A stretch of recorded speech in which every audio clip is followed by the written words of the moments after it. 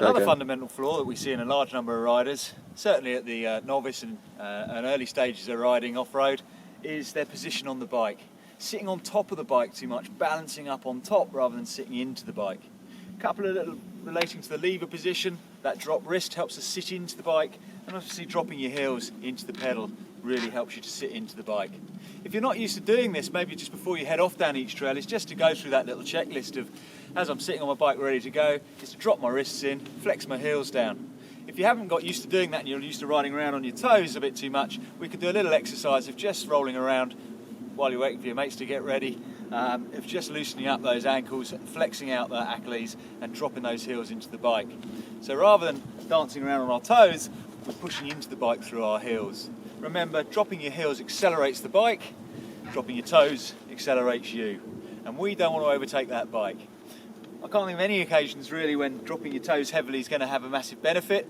It slows the bike and accelerates you, and that's not always good for staying connected with your trail or your bike. If you're struggling to get those heels down, try adjusting your foot placement on the pedal. Fairly typically people put the ball of their foot on the bar or the axle of the pedal, and that makes it a little bit harder, certainly with the trailing foot, to get that heel down. If I bring my foot a little bit further forward so the ball of my foot is towards the front of the pedal, much easier to get those heels dropped. If you're riding clipped in, pulling the cleats as far back in the shoe as possible will bring your foot slightly further forward on the pedal and enable you to drop your heel more easily. It will also shorten the length of your leg effectively.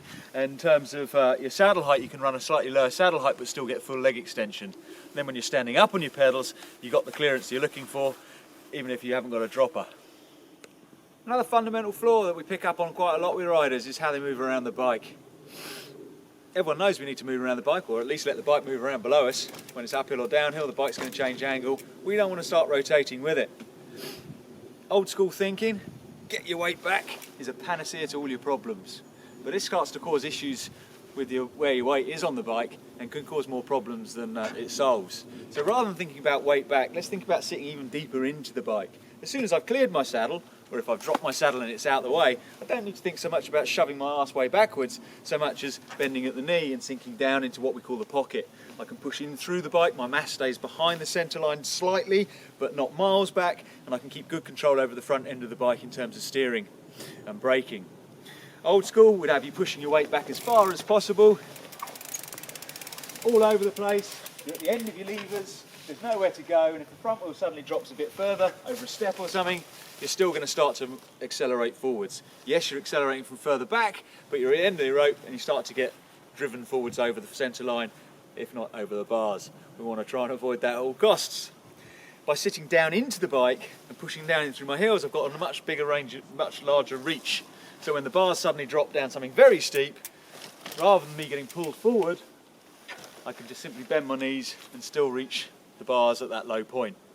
And even if a section of trail gets to sort of 45-50 degrees, I can still reach my bars without bending too heavily at the waist and much more at the knee.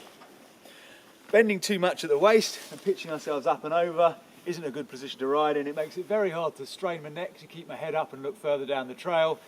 If I get my shoulder and upper body above my hips a little bit more and bend more at the knee, I can assume a much stronger position on the bike, and it's far more comfortable and far more easy to keep my head up looking through the sections that I want to ride through.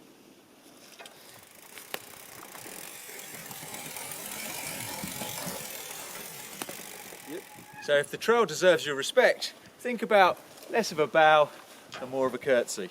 And in that way, we'll keep the upper body form good, bending more at the knee, using that suppleness that we've got there, such as it is, and not leaning over all the time, putting stress on our lower back.